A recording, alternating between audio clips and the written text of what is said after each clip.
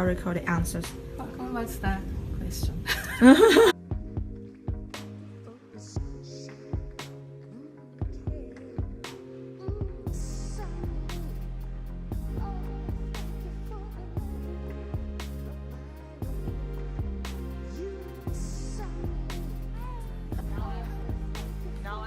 I'm not doing myself. Or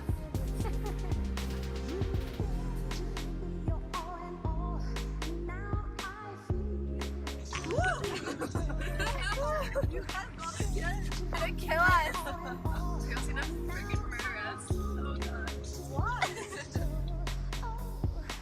Hi guys, this is the editors and the drivers. I'll pass it to everyone who in the group. I'm taking photos during an interview and helping the group members. My name's Sammy. I'm going to be conducting part of the interview of Yuriko and Barbara. I am Sukman. I'm going to help Sammy take the interview of Yuriko and Barbara. Let's go!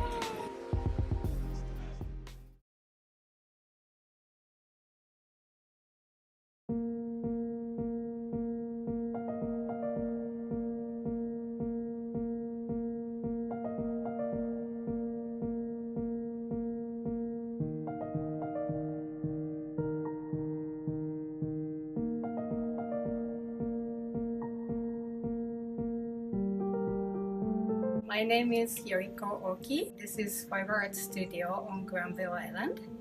I'm a weaver and dyer. I sell my hand-woven scarves and shawls. I also sell hand-dyed yarn, mainly for knitters, but some people who weave or crochet as well. I went to Helen Lufo School of Fashion Design in 1999.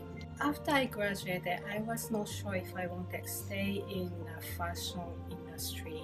I was not very comfortable with what I was doing, and I kind of looked around, took a few odd jobs here and there, and then I started weaving. I found a weaving class in Richmond Art Center. I always liked working with my hand.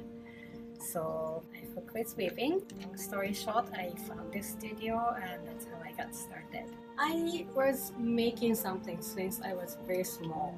Like I started crochet when I was even before elementary school. I never really thought like I could sell them. Even when I went to fashion design school, I wasn't sure that's exactly what I like to do in terms of earning income.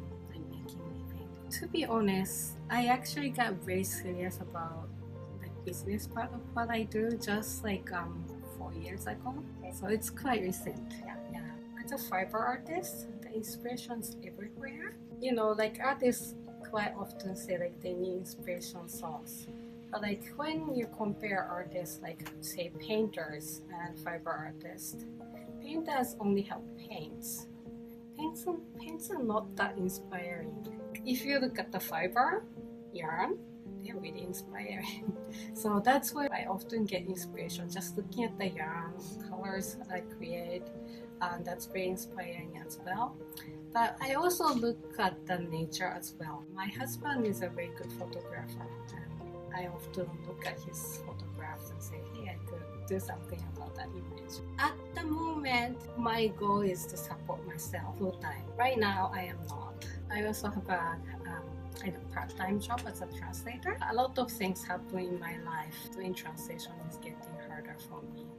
So I'm getting more serious about my fiber art business. Yeah. I was an architect in Japan. That was my first job. I loved what I was doing, but I was very uncomfortable with the environment. I hate to say this, but it's a very man-oriented world. Especially I was in Japan. People around me didn't know how to treat me. So that was a very big obstacle for me.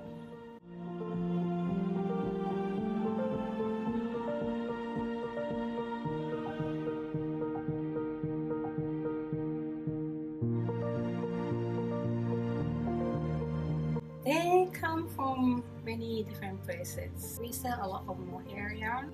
Mohair is like worldwide shortage of mohair fiber because people kind of shifted towards like softer yarn, you know, next to skin softness is something everybody wants now.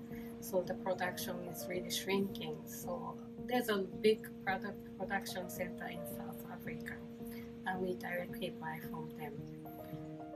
Other than that, we get some fiber from New Zealand, Australia, some yarn come from UK, and North America as well. I have very different customer bases for my hand-dyed yarn and my hand-woven articles. Hand-dyed yarn, there are artists ourselves, like my target audience is artists themselves as well.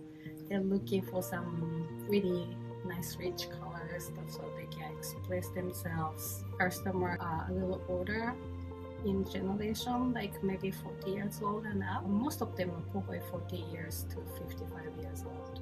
Having your own business is just series of problem solving one after another. You can never stop. I like the creation process itself, but I also really enjoy talking with customers because they are the ones who enjoy what I create, and my creation is very much like my babies. I spend so much time with them, hoping that somebody nice will adopt them.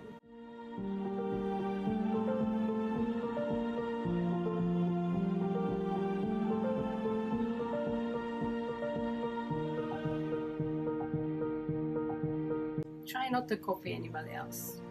Like, find your own voice and own it.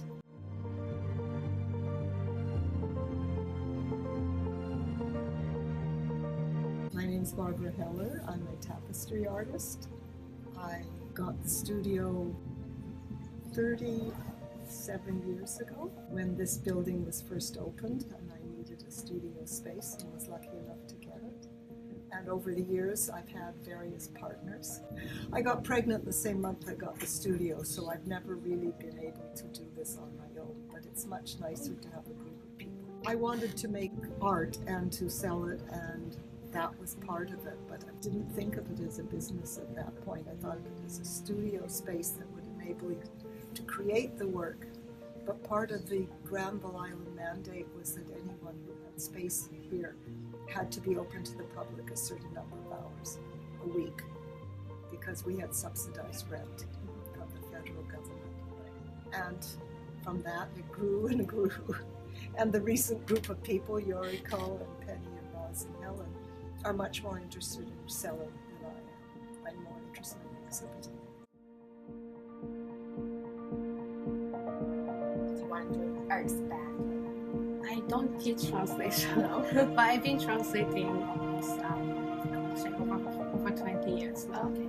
What do you enjoy the most about creating your own clothes? Do you want to give advice to people who are wanting to create their own brand to succeed?